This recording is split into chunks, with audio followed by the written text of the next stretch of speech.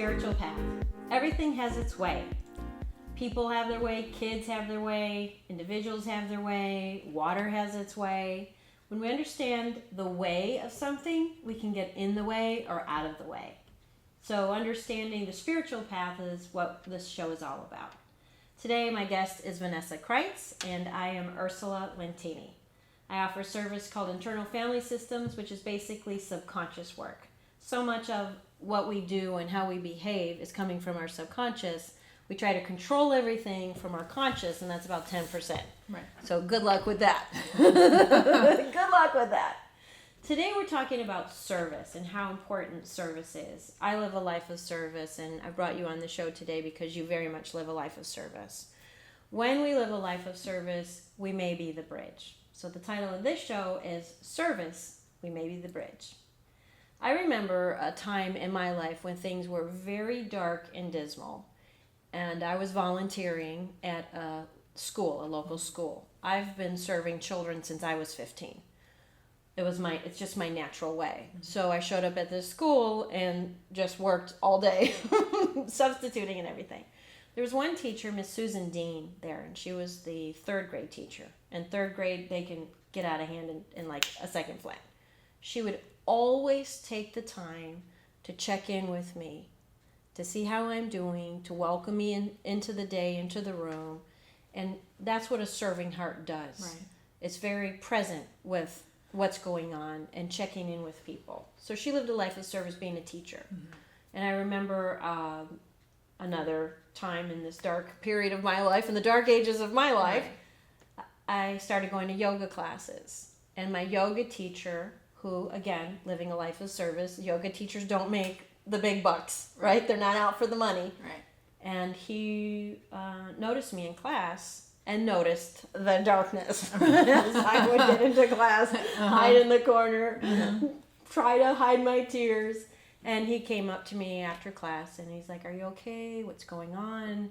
And checked in with me, you know, and I was able to breathe in front of him, right, and pinpoint some things. And as I kept coming to class, he would just nod to me and say, you know, "I see you, I get you, I know you." When we show up in service, I think that's very much a part of the world. Sure. How many times have you been helped with people in service along the way? Well, I'm a person in long-term recovery, right? And so coming up on 12 years without a drink, and part of the whole deal is service. And so I would say just in that work, thousands of people have impacted me, specific to that. But I've had people serve me in healing and listening, in just being there, teaching me to find my voice in my writing. You know, the work that I've done with you, certainly. Thousands. It's amazing. I mean, if we think about it, the teller at a store, the lady on the phone trying to help us troubleshoot a computer problem, we're all serving one another. Right. One of my greatest moments when I teach the children about spirituality at Centers for Spiritual Living, I'm a minister with them, is I'll ask the children, "What do you want to be when you grow up?" And they're all like, "Well, I don't know." Like in our day, or in my day, they'd say a fireman, a policeman, right. A ballerina. Nurse, doctor. Yeah. So today, I think there's so many careers that children don't really even know their options. Yeah. And there's so much change going on that nobody holds a job for a very long time. Right. So there's a lot of confusion in the answer. So they kind of squirm around in their seats and they're like, I don't know. Or they'll be like, "Oh, I'll be a mechanical engineer." Or they're very specific. I'm like, wow. And I say, okay, well, how many people want to help other people? Their hands shoot up. Mm-hmm. Like, that's for sure what we want to do. When we have the service mind, I think we're in a right and proper place. Right. And I think all of us have a heart for service. Just some of us have access to it a little bit more than others. I think when we get out of our own way is a great time to understand that we have service. For me, service is a privilege. So when I'm running my ego, when I was running, businesses and things like that, I had to squeeze my service life in. And as my ego started,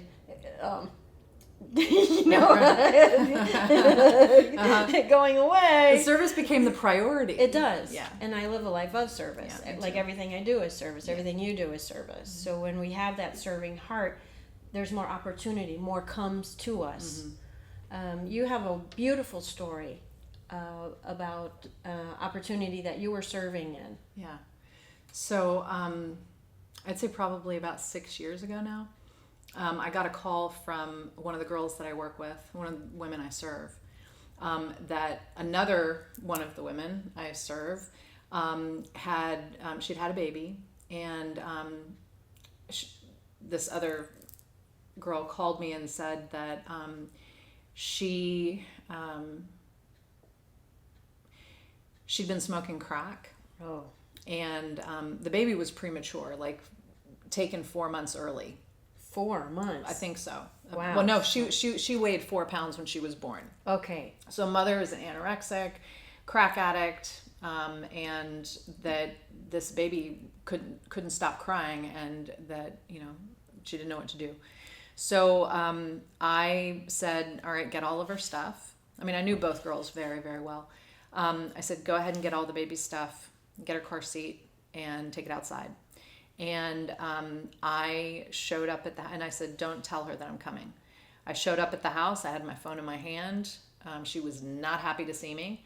And I said, you have two choices. You either sign over custodial rights to me right now, or I'm calling DFACS. And she did.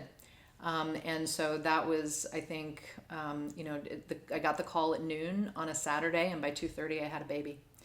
And so I got the grandparents' phone numbers, and so I was going through legal process and stuff like that. So you just took this baby on? I just took that baby. And the friend of mine who called, the girl who called me originally to say that the baby was in trouble, she gave her, took a temporary leave of absence from her job, and was my nanny. So that Monday, I went off to work and I had a baby and a nanny. And yeah. And so we had, baby's name is Mally, and she's, I think 6 now.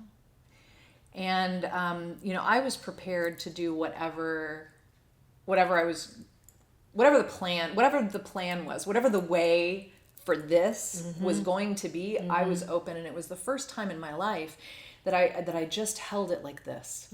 I was not trying to control the outcome. Yeah. I was in touch with the grandparents. We were starting legal proceedings to gain permanent custodial rights. Everybody was involved in this process, and I was prepared to adopt her if that's what the plan was. Wow. And I remember, but I didn't know what the plan was, right? And so I wasn't attached to the outcome. Living in the moment. In the moment, keeping my head and my feet in the same spot, right? And just being for this baby what I needed to be. Wow. Our family showed up for her. So complete surrender. Complete surrender and service. We will do whatever we need to do. And I think it was a great lesson for my children. And I think one of the most tender moments that we had, my son was, I guess 10.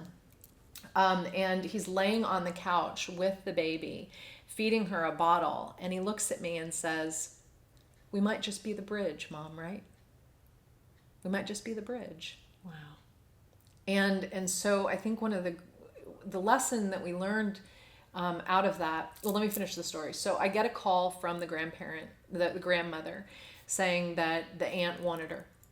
And I pulled over. I was on the interstate. I pulled over, and the grandmother and I just cried together for a little bit. And I said, okay. And so 2 weeks later, we packed up the baby. My girlfriend, who called me originally, and our children, and we went to Jackson, Mississippi. And there was a big banner on the door that said, "Welcome home, Mally," and her host of guardian angels. They could not stop telling us how we had saved her life. Wow. And, just not attached to the outcome and doing what we were called to do. And my belief is that if you see a need, meet it. Yep. You see a need, meet it. Yeah.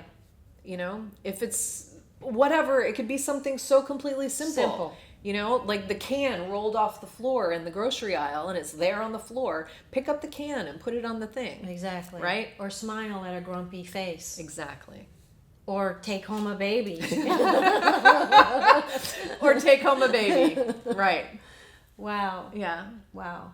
And yeah, it was probably, it's been one of the greatest experiences of my life. And then you didn't even have to raise the baby. Your willingness, your open heart. I call it the humanitarian heart. Yeah. Your willingness was allowing you to receive a baby unconditional. Yeah. And that's the other part of service. Yeah.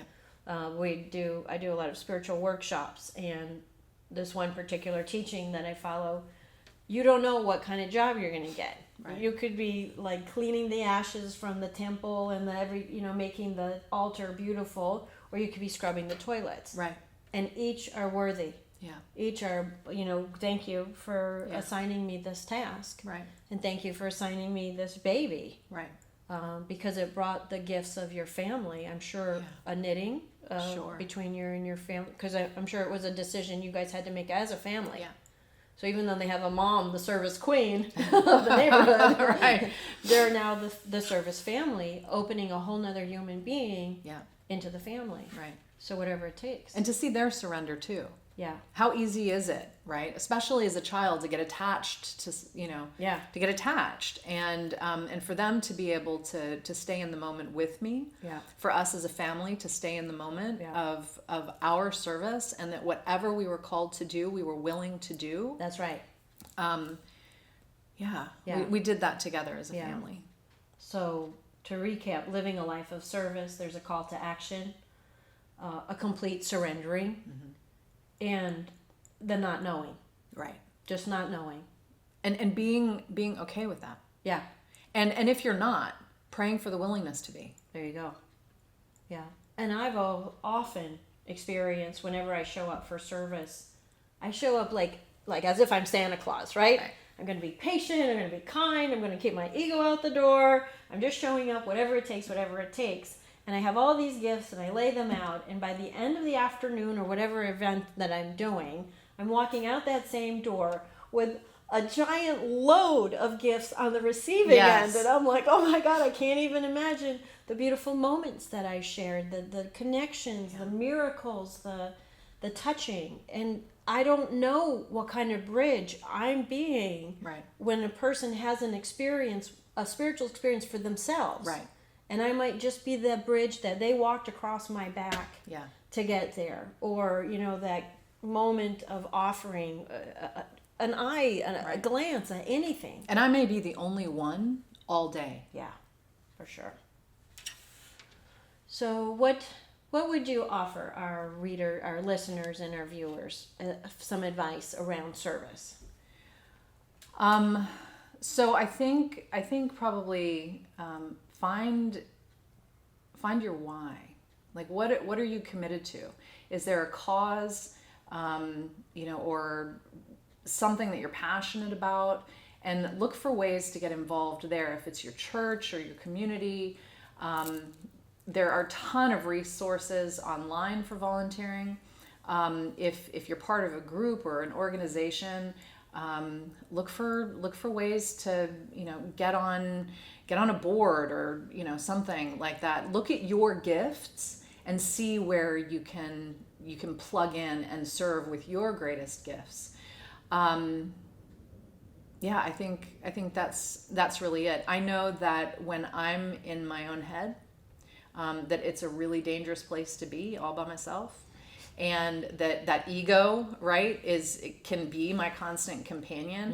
And if that's where I'm focused, I can get really sick, right? Really spiritually sick. And in order for me to live a life that is full and rich, I have to serve. There you go. Yeah. Yeah. And I love service because it's and I like how you said put it on a board. You don't have to feed the homeless. No. You don't have to get your hands dirty.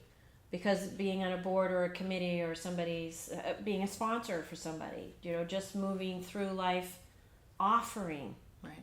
And I think that the other thing about service that's not really recognized or verbalized is it's not you give me something there's no trade involved.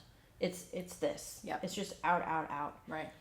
The other trick is not to be codependent. Right. Right? So it's self-care first. Yes. Prayers, meditation, baths, nature time, eating properly, sleeping, whatever Yeah. that takes each individual has their way of self-care. So you have something to give. Yes. Right. Because sometimes people give them to the point of depletion. Yeah. They're walking around like, how come no one says thank you to me? How come, like, I'm just depleted all the time. I'm exhausted. I give. And that's not the nature of service to begin with. No, that's the confusion of the codependent Right. piece. So it's self-care first. Then I say there's like a fountain of things or energy or attention to give. And for me, self-care is about connecting. So the divine spirit's flowing through me. I'm filling myself up, and then my fountain of generosity is flowing out. Right.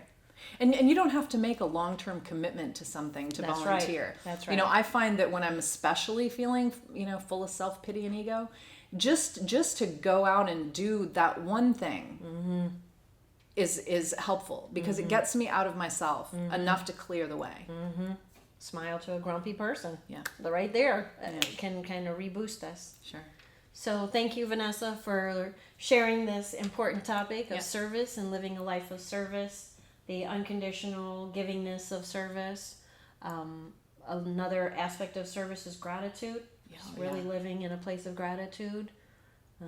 Sometimes when we serve those who are less fortunate to us, that bumps up the gratitude in a giant way. Sure. Like when we're in a self-pity place and we serve, it's just fantastic. There's nothing like it. So to end with the treatment, knowing that we're all connected. Yes. We are all one. Yeah. And when I'm in need, I want somebody to show up for me. So whether it's resource of the divine nature or it's you showing up as a resource. You're an expression of the divine. So when you show up and say, hey, Ursula, what's up? How you doing? Yeah. Or, hey, you look like you need a hug today. That's God showing up for me. So when we can be that showing up for everybody else, I think it's a beautiful way to connect and to understand the oneness of us all. Filled with gratitude and releasing this into the consciousness, knowing that it's doing good work as we're having this conversation and bringing to light on the Lighter Side Network the way of the spiritual path. Thank you.